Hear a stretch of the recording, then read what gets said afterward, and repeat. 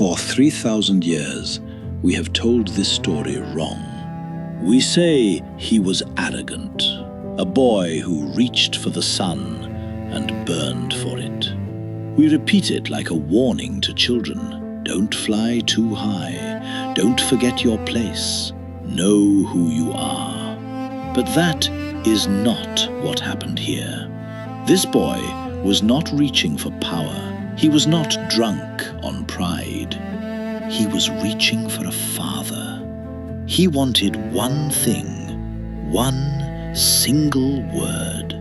He wanted the sun itself to look down and say his name. His name was Phaethon, and by the time this is over, you may decide we have been blaming the wrong person all along. To understand how a boy ends up falling from the sky, you have to understand how he lived on the ground. Phaethon was the son of Clymene, a mortal woman, gentle, ordinary. And his father, she told him, was no ordinary man at all. His father, she said, was Helios, the sun, the god who rises in the east every morning and drives his chariot of fire across the whole of the sky. Imagine being that child. Every single morning you wake and your father climbs over the horizon in gold for the entire world to see. And every single evening he disappears without a word, without a glance, without ever once coming home.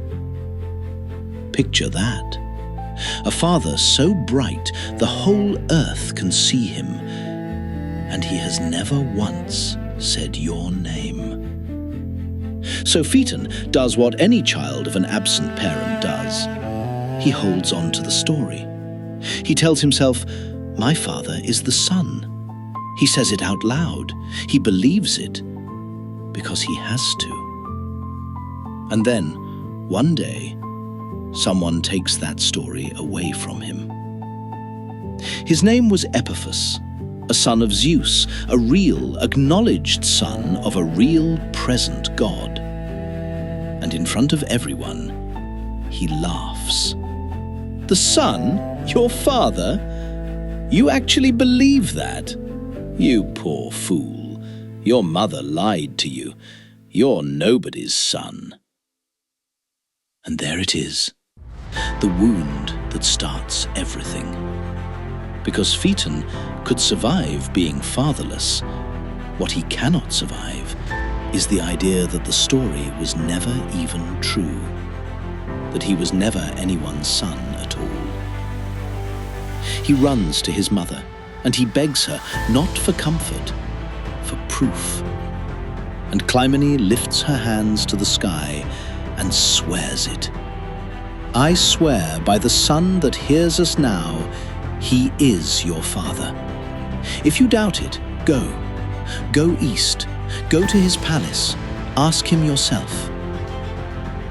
And here is the moment that will cost the boy his life. She didn't send him for love. She sent him for evidence. So a boy sets out to walk to the edge of the world, to make his father admit that he exists. What would you have done to hear it? The palace of the sun stands where the morning begins. Columns of gold, doors of silver, walls so bright that no mortal eye can hold them. And Phaethon walks in anyway, squinting, trembling, a boy of 14, standing in the throne room of the dawn. And on the throne sits Helios, the sun, wrapped in light, surrounded by the hours and the seasons, a god in his full and terrible glory. And then something happens that the boy did not dare to hope for. The god looks at him, and he knows him instantly. My son, he says, Why have you come? My son. 2 words. The 2 words the boy has waited his entire life to hear. And in that instant, he could have turned around and gone home happy. The wound was healed. He had his answer. But the wound was too deep to trust a single sentence. And Helios, this is the part we forget. Helios feels guilty. A father who was never there, suddenly face to face with the child he abandoned to the sky. And guilt makes people promise too much. So the son says the words that doom them both. To prove that I am your father, ask me for anything, anything at all, and I swear it. I swear by the river Styx, I will not refuse you. You need to understand what that oath means. An oath sworn on the Styx cannot be broken. Not by a man, not by a king, not even by a god. Whatever the boy asks now, the son is bound to give, forever. And the boy looks up at the chariot of fire, the horses, the reins his father holds every single day, and says, "Let me drive it. Let me drive the sun across the sky, just for one day." And Helios goes pale. The brightest being in the universe goes pale. Because he knows exactly what the cost. Ask for anything else, he begs. Anything but this. The horses breathe fire. The path is steep enough to frighten the stars. There are monsters along the way. The scorpion, the blood. Even Zeus, the king of the gods, could not hold these reins. And you are my mortal son.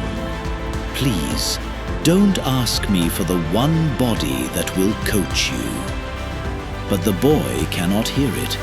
All he hears is a father once among telling each no, telling him he isn't enough, telling him to stay small. And the oath cannot be broken. So the son does the worst thing a father can do. He keeps his word instead of keeping his child. It is just before dawn. The eastern gates swing open. The horses are harnessed, 4 of them, breathing flame, stamping at the edge of the sky. Helios rubs a sacred oil on his son's face so the fire will not burn him. He gives him the last instructions of his life. Hold the middle path. Not too high, you'll scorch the heavens. Not too low, you'll set the earth alight. And whatever you do not use the whip. Spare the whip, my son, and hold on. And then the boy is alone. For the first time in his life, his father has handed him something, and it is the thing that will destroy him. The world dropping away below. At first, it is glory. The chariot leaps into the sky.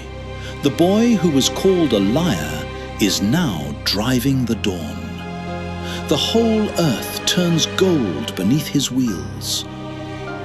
And then the horses feel it. The reins are too light, the hands are too small. The weight that should be holding them isn't there.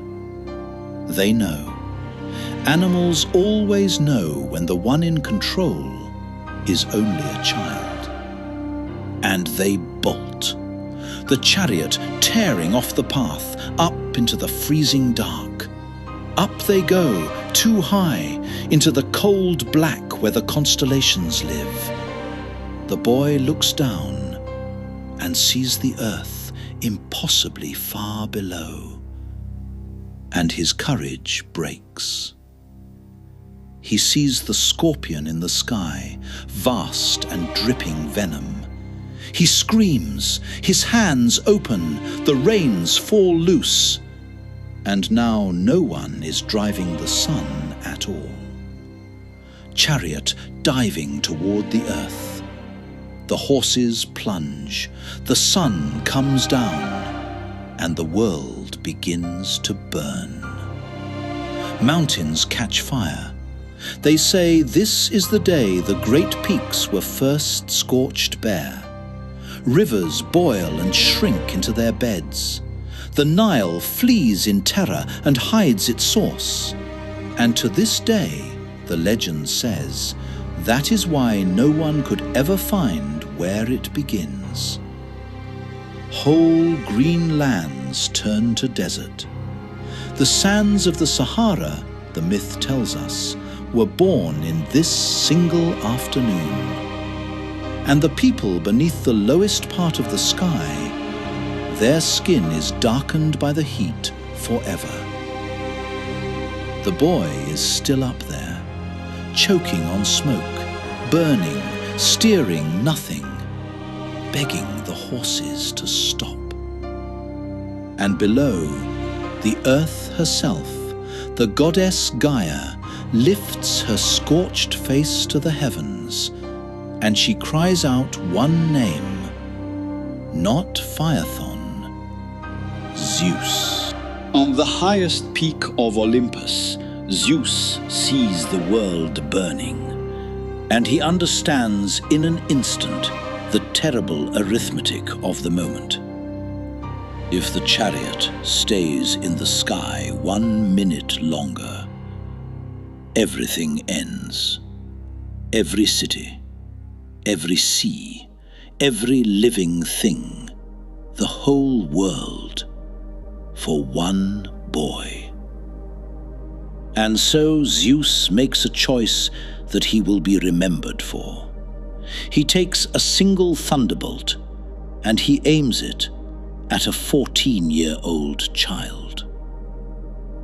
The lightning strikes Phaethon out of the chariot, and the boy, who only wanted his father to say his name, falls out of the sky like a shooting star.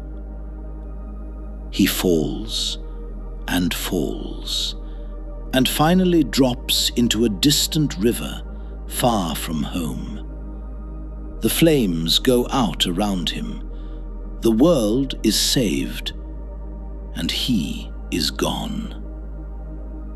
And now comes the part of this story that no one ever tells: the grief. His sisters, the Heliades, daughters of the sun, come to the riverbank, and they weep for their brother. They weep for days, for weeks. They will not leave the water's edge.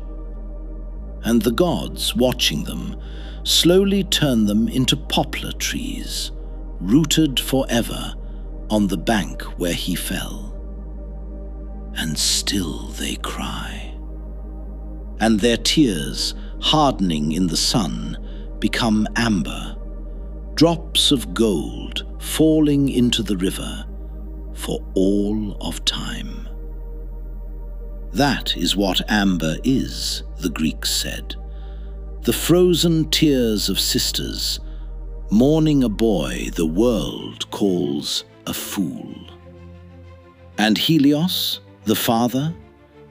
He is so destroyed by what he has done that he refuses to drive the chariot at all.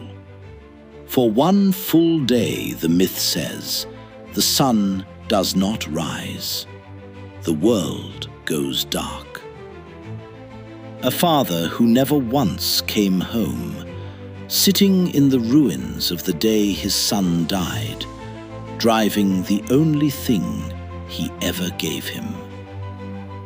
He finally said the boy's name. He just said it too late. So, for 3,000 years, we have used this boy as a warning. The arrogant child, the one who flew too high. Don't be like Phaethon. But look again at what actually happened here. A boy was mocked for not knowing his father. He walked to the end of the world for the truth. And when the truth wasn't enough to fill the hole inside him, he reached for the one thing that might finally make his father proud. That isn't arrogance. That's a wound. And if we are looking for someone to blame, maybe it isn't the child at all. Maybe it's the father who stayed away for 14 years and then tried to buy back his love with a promise he should never have made. The father who, when it mattered most, chose his own word over his own son. Phaethon didn't die because he flew too high. He died because he was never held low enough by the one person who should have held him. We remember him as the fool who touched the sun, but perhaps he was only a boy, asking, in the only language he had left, to be claimed. We got him wrong too. I'm telling the other side of these stories, one falling star at a time. If you want to hear who we've been getting wrong next, stay close to the fire. He finally said the boy's name. He just said it too late.